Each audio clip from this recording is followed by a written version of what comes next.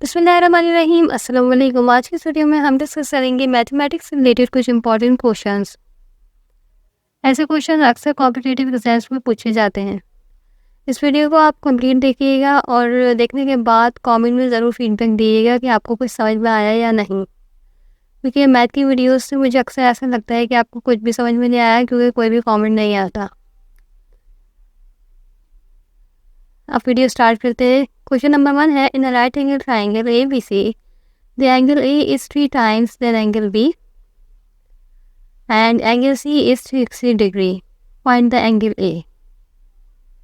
Option है 40 degree, 80 degree और 90 degree. इसमें क्या रहेंगे, ट्राइंगल है, उसमें एंगल ए बी सी है और एंगल ए जो है वो 3 टाइम्स है as compare to angle B के, और एंगल सी हमें गिवन है। इसके अंदर हमें फाइंड आउट करना है एंगल ए को। अब देखा जाए तो इसमें सिर्फ एंगल सी गिवन है और ए और बी दोनों जो है वो अननोन है, और हमें दोनों एंगल फाइंड आउट करना है, यानी कि एंगल ए भी फाइंड आउट करना है और बी भी फाइंड आउट करना है। सबसे पहले ना हम इसमें एंगल बी फाइंड आउट करेंगे, उससे हमें एंगल ए मालूम हो जाएगा। वो इस तरह से, क्योंकि जो बी की वैल्यू है ना उसको हम मल्टीप्लाई कराएंगे 3 से, तो हमें एंगल ए फाइंड आउट हो जाएगा। सबसे पहले आपको ये पता होना चाहिए कि ट्राइंगल में 3 एंगल्स होते हैं, और जब उन 3 एंगल्स का सम किया जाता है ना तो वो इक्वल होते हैं 180 के।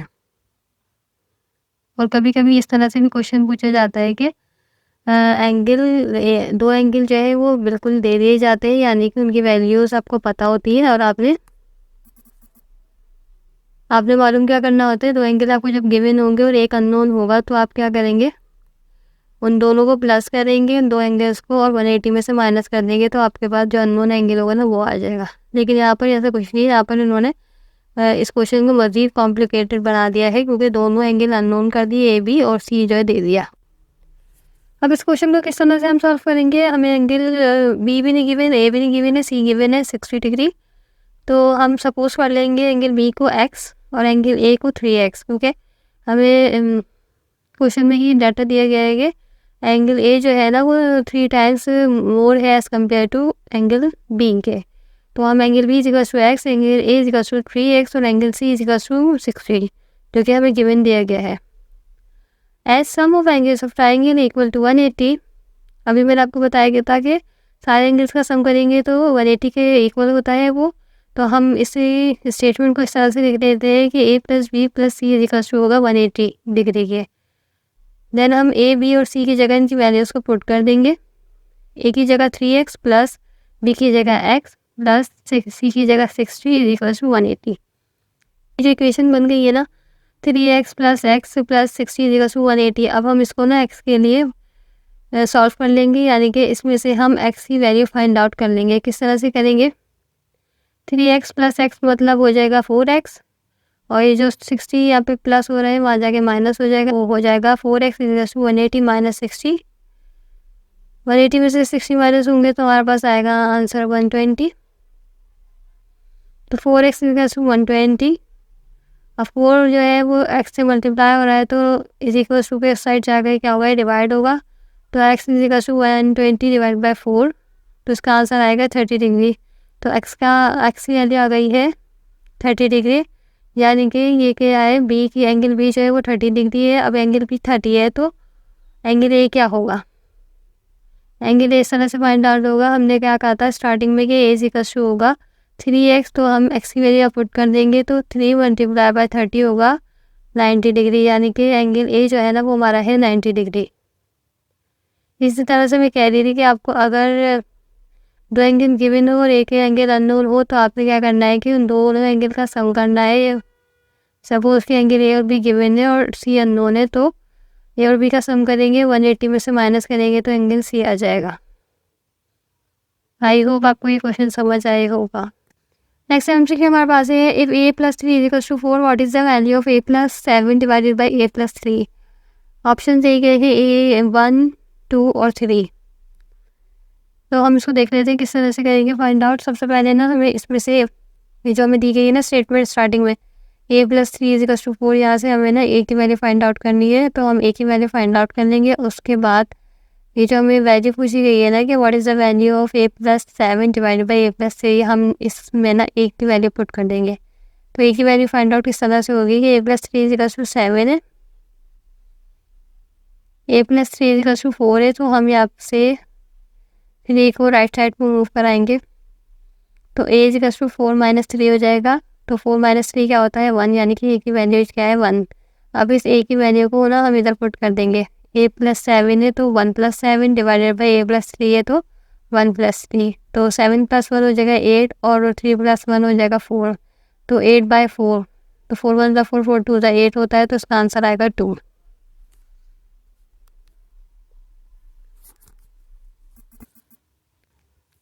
नेक्स्ट समथिंग हमारे पास है, what is the difference between 13.00 and 9.12। Option देख लेते हैं। ऑप्शन ए है 4, बी है 3.88 और ऑप्शन सी है 3.22। इसमें करना क्या है, सिंपल सब्ट्रैक्शन करनी है, लेकिन सब्ट्रैक्शन है क्या, इसमें डेसिमल भी मौजूद है, तो इसी सब्ट्रैक्शन कैसे होगी। 13.00 में से माइनस करना है 9.12 को, तो हम 13.00 लिखेंगे, नीचे 9.12। अब ऊपर 0 है, नीचे 2 है, तो 0 में से तो 2 माइनस नहीं हो सकता, तो हम कैरी लेंगे। 3 से 0 के पास कैरी आएगा, वो 10 हो जाएगा। देन उसके 10 के पास से बराबर वाले 0 के पास से कैरी आ जाएगा, तो वो भी 10 हो जाएगा। देन 10 में से माइनस होंगे 2, तो 8 बचेंगे। देन बराबर वाले जो 10 था वो 9 हो चुका है, क्योंकि उसने अपनी एक कैरी जो है बराबर वाले को दे दिया था, तो ये 9 - 1 हो जाएगा 8। ये डेसिमल जो है हमारा इस तरह से ही आ जाएगा। और 13 एक कैरी दे दिया था, तो वो क्या हो गया था 12। अब 12 में से 9 माइनस हो गए, तो क्या बचेगा 3, तो इसका आंसर आएगा 3.88।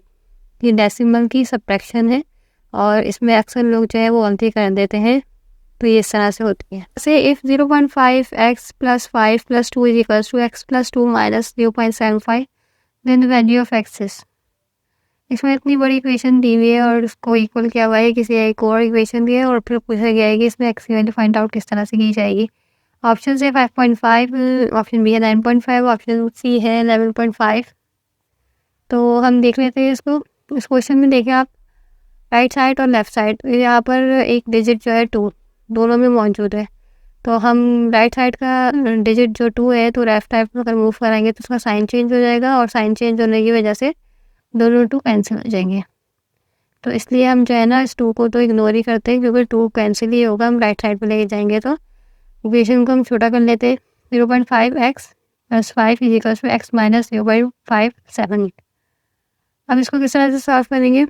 जो x वाली वैल्यू है ना वो आप एक साइड पे कर लें, और जिसमें x नहीं है उसको एक साइड पे कर लें। तो x वाली वैल्यू ना मैंने राइट साइड पे कर ली है। 5 + 0.75 = x - 0.5। 5 + 0.75 को सम करेंगे तो आएगा 5.75 = 1 में से माइनस होगा 0.5, तो हमारे पास आंसर आएगा 0.5x। अब क्या करना है, यहाँ पर x वैल्यू फाइंड आउट करनी है, तो हम x को अकेला कर देंगे राइट साइड से, तो 0.5 जो मल्टीप्लाई हो रहा है x से तो हो जाएगा डिवाइड, या = के साइड आगे, तो ये हो जाएगी x = 5.75 डिवाइड बाई 0.5।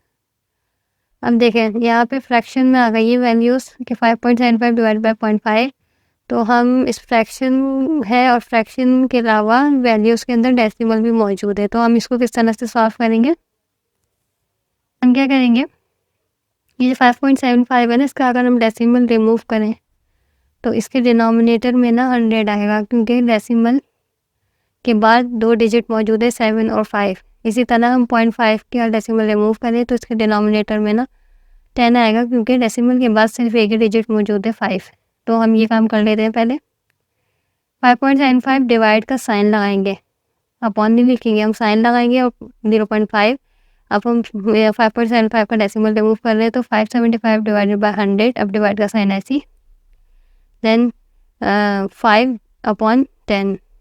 अभी जो डिवाइड का साइन है ना, इसको हम मल्टीप्लाई के साइन में कन्वर्ट कर दें, क्योंकि हम यहाँ पर ले रहे हैं रेसिप्रोकल, और रेसिप्रोकल देंगे ना तो आगे वाले फ्रैक्शन जो है ना वो रिवर्स हो जाता है, यानी कि उसका डिनोमिनेटर न्यूमरेटर बन जाता है, और न्यूमरेटर डिनोमिनेटर बन जाता है, यानी कि 10 ऊपर आ जाएगा और 5 नीचे। ये हम क्यों कर रहे हैं, ताकि हम सिंप्लीफाई कर सकें इस इक्वेशन को। तो x = 575 divided by 100 multiply by 10/5।